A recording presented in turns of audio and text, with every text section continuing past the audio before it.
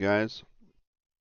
I'm going to continue my series about the war on drugs, guys. And the introduction in part one, about last week I did the stream. Um, it's basically it's a total lie, guys, and our government hates us. It's based in racism. The CIA, United States, will flood the streets to destroy working class neighborhoods, especially people of color, black people. Extremely racist, guys. It's drugs are more available and better priced than ever before. All the funds made, they trade guns, money, arms with right-wing goons all across the world, guys. To sorry, my cat is fucking attacking me by my monitor. um, but they will trade with all the drug dealers, guys, guns, drugs, money, to destroy left-wing movements, revolutionary movements, all around the world. To anybody that cuts into corporate profit, they will destroy them. And the war on drugs is part of that. So part two, guys, what I'm gonna do, I've been reading the Drug Wars trading cards. I read, think 5 or 6 of them the first stream, guys. Really cool artwork, and each one has a story about people that have trafficked drugs and to certain landmarks in history, guys. But let's begin. Lucky Luciano. This is number 6 in the deck. This is titled Operation Underworld. So get a good look at that. It's got a good story. Let's read. During Prohibition, Jewish gangsters like Meyer Lansky and Arnold the Brain Rothstein controlled the heroin trade, while Italian and Irish mobsters concentrated on bootlegging. But in 1931, with the end of Prohibition in sight, the Italian Mafia, led by Salvatore C. Luciana, aka Lucky Luciano, forged an alliance with Lansky and moved into the heroin business. Next paragraph. In 1936, Luciano was convicted of forced prostitution. Excuse me. His incarceration in the U.S. combined with Benito Mussolini's crackdown on the Sicilian Mafia was a major blow to the syndicate's heroin operations, but World War II gave the Mafia a new lease on life. It's concerned with German sabotage on New York's waterfront. The U.S. Navy, through Lansky, convinced Luciano to enlist his gang in protecting East Coast docks.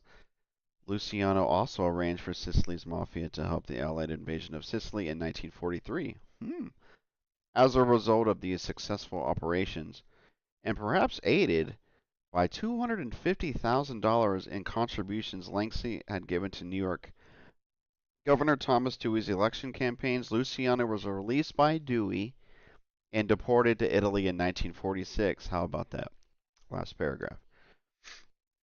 In 1947, intent on rebuilding their heroin empire, Luciano and Lansky met in Havana with the U.S. leaders of organized crime. Lansky was entrusted with managing the syndicate's finances and negotiating with suppliers. Florida mafioso Santos Trafficante Sr. was designated to run local heroin operations. Cuba became the major transit point for Luciano's heroin shipments, at first obtained by diverting Italy's illegally produced pharmaceutical heroin. Italian authorities soon disrupted this source, but by then there were new suppliers, Corsican gangs led by the Guarini brothers who ran heroin labs in Marseille.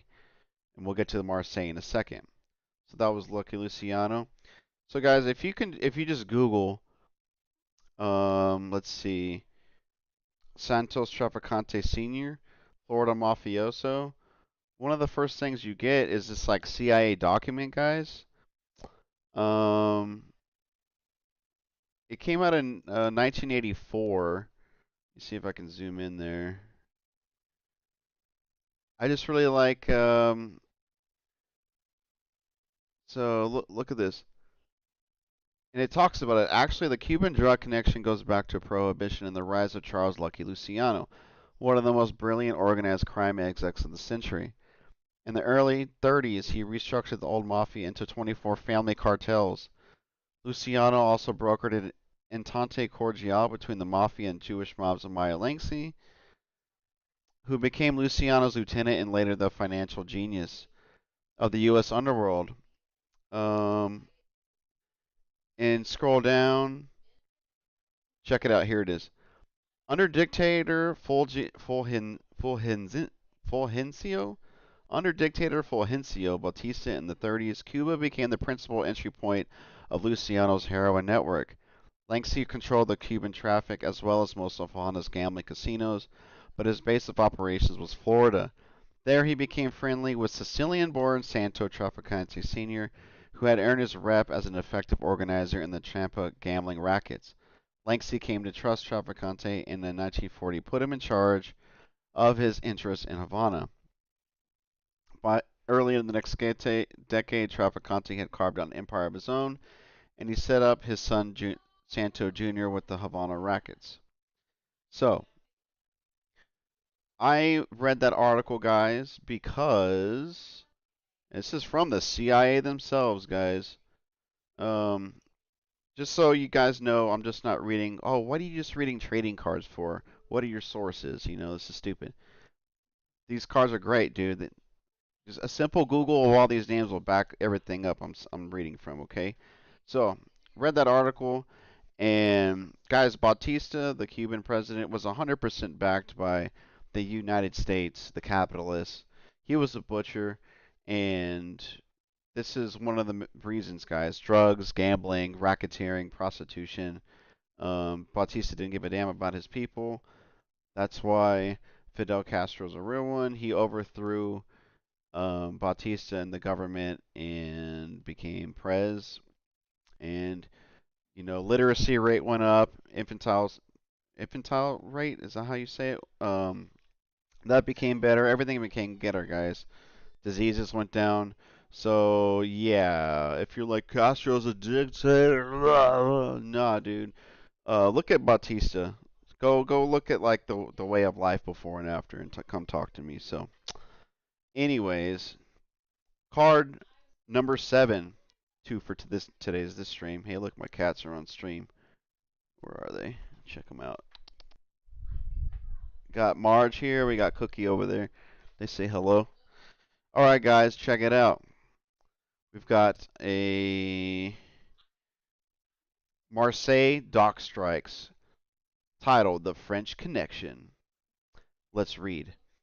Having found the Sicilian mafia useful during World War II, the U.S. government again turned to organized crime in its post-war battle against European communists. In November 1947, wildcat strikes erupted all over France, and in Marseille, the vital port city, which was a stronghold of French communists, 80,000 striking workers paralyzed the city.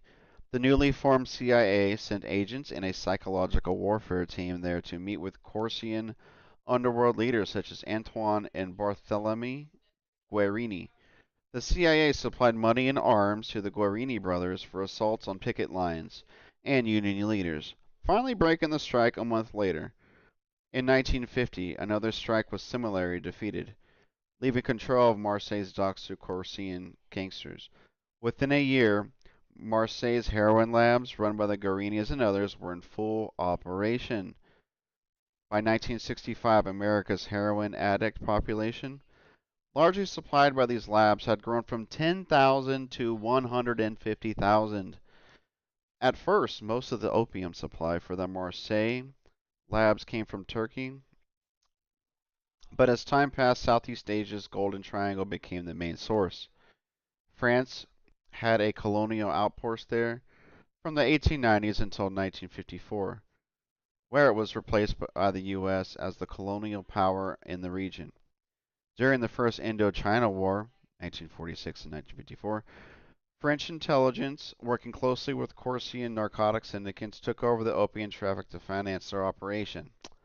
French CIA is dirty too, y'all. After the French left, the Corsians remained, and until 1965, these syndicates, led by Bonaventure Roch Francisci, who had ties with the Guerinis, and his airline Airlaus Commercial, Air Opium, provided drug transport to markets in Bangkok and Saigon. Alright guys, so what I've been telling y'all since the start of this War on Drugs is a live series. The CIA is in bed with the drug traffickers. They have to stop communism from spreading because communism, guys, I'm not a communist. I know communism cuts into corporate profits. You cannot get rich in communism. CIA has to kill and beat, torture those people. And one way to do that, you trade drugs, guns, arms with the drug traffickers to destroy communist, left-wing revolutionary movements. And that's what I'm trying to prove to y'all today in this series. So, that was the Marseille Dock Strikes. All right. So, card number 8, My Lovable Fascist. We're going to Japan for this one, y'all. Going to Japan.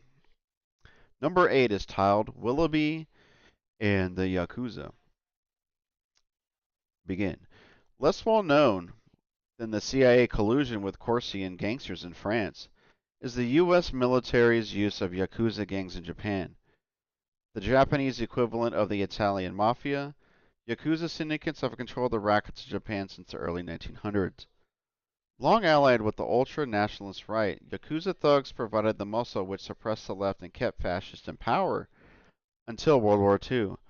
After the war, Japan was occupied by the Allies under Supreme Commander for the Allied Powers, General Douglas MacArthur. In 1946, MacArthur's G2 intelligence chief, Major General Charles Willoughby, began paying Yakuza criminals to break communist-led strikes and infiltrate labor unions. Born Adolf Winderbach in Germany and called My Lovable Fascist by MacArthur himself, Willoughby recruited Japan's former chief of military intelligence, Lieutenant General Saizo Arisue, to help run his covert operations, quote unquote, and succeeded in freeing many Class A war criminals. One of these men, Yoshio Kodama, served as a liaison between G2 and Yakuza gangs and later worked for the CIA for 25 years. What the Corsians became to the heroin trade, the Yakuza became to the Asian amphetamine market, a monopoly they still hold. Amphetamine, speed, have been popular in Japan since World War II, when the most well-known military users amphetamines were kamikaze pilots. Today, Yakuza have allied with Chinese triads in Hong Kong and Taiwan in global sales of heroin and speed. Together, they now market a smokable amphetamine called ice. Common in Hawaii, but still rare on the U.S. mainland, ice is cheaper and more potent than crack cocaine and could become the next drug epidemic. This was written in 1991, y'all. But isn't that crazy, man? So we're in Japan now. We're in bed with these ultra right wing, um, ultra nationalist nuts, dude. So let me bring up a article. So again, if you guys are new here and you're like, dude, you're just reading the back of trading cards. You don't know what you're talking about. The U.S. would never do that. Yes, they will. Yes, they will. Yes, they will.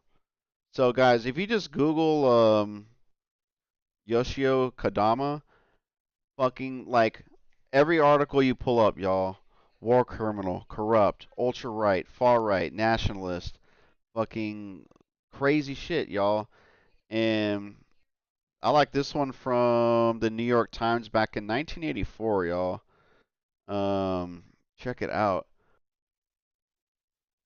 A shadowy ultra-rightist and one of Japan's backstage power brokers until his trial as a central figure in the multi-million-dollar Lockheed bribery scandal of 1976 died yesterday in a stroke.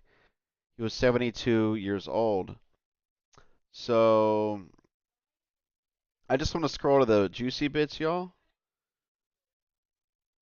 Mr. Kodama, it was learned, had been the corporation's secret agent. The corporation. Oh, okay, let me go back. His name became known to the Japanese public only in early 1976 when the international sales activities of the Lockheed Aircraft Corporation were under scrutiny in the U.S. Senate. That month, secret payments to promote the sale of Lockheed planes to Japan were the subject of headlines in both the United States and Japan.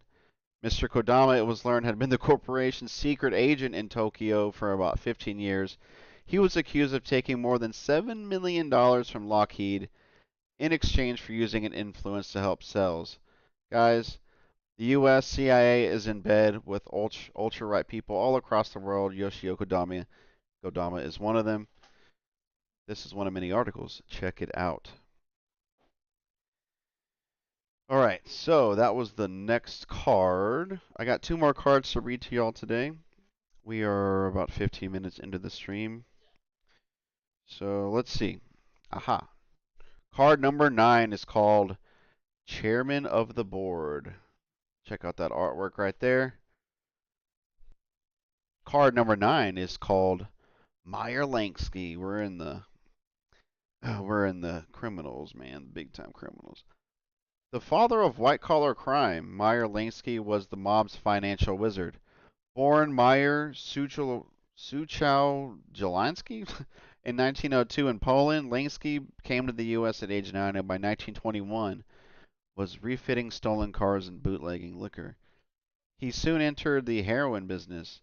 In 1931, Lansky became partners with Lucky Luciano, and during Luciano's incarceration from 1936 to 46, he oversaw syndicate operations.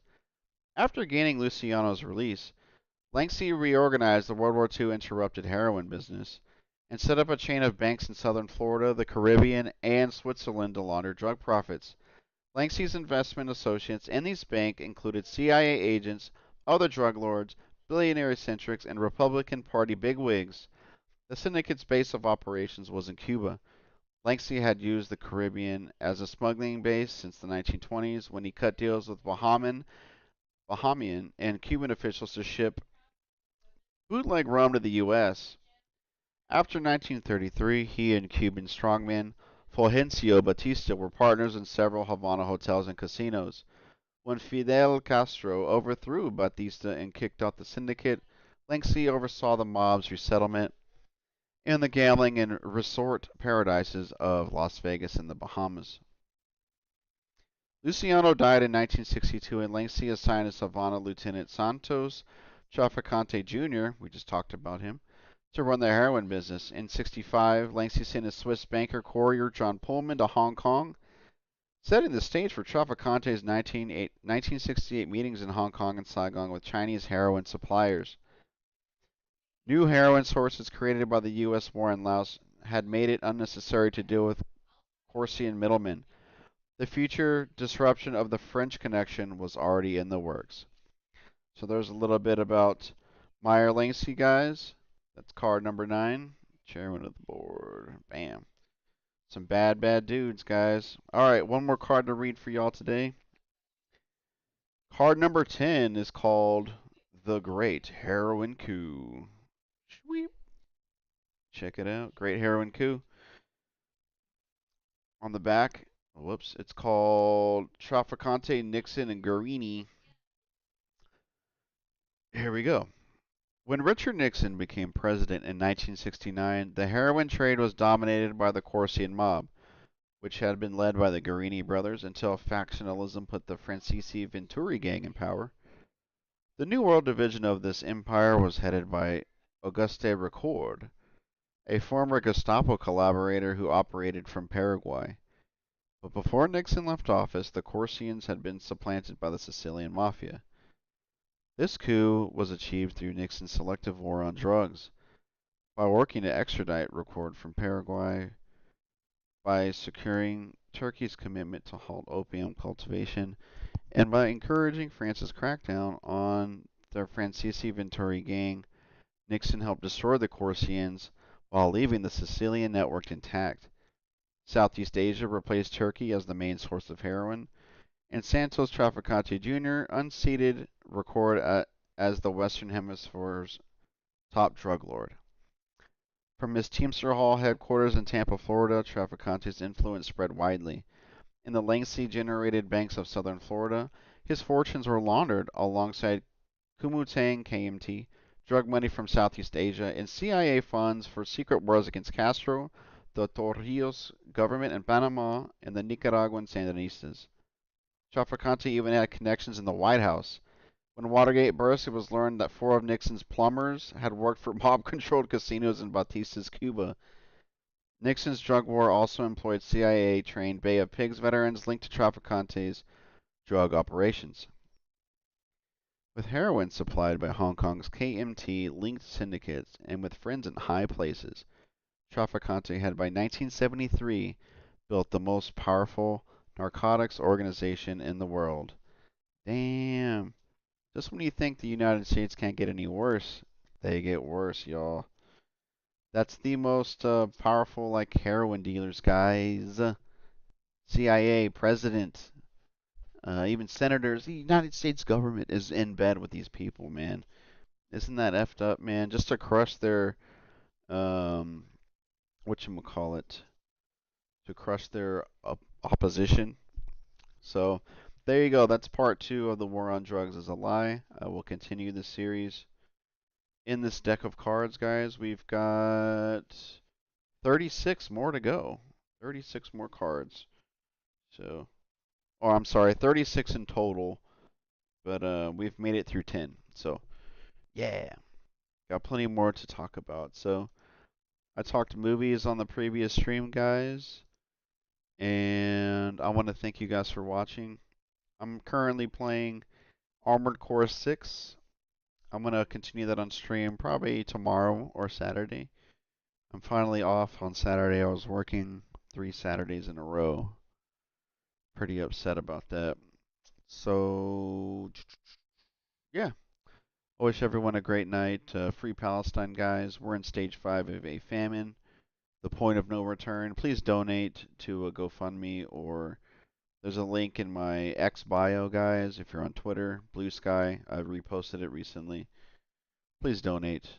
People are starving. I've seen the most harrowing photos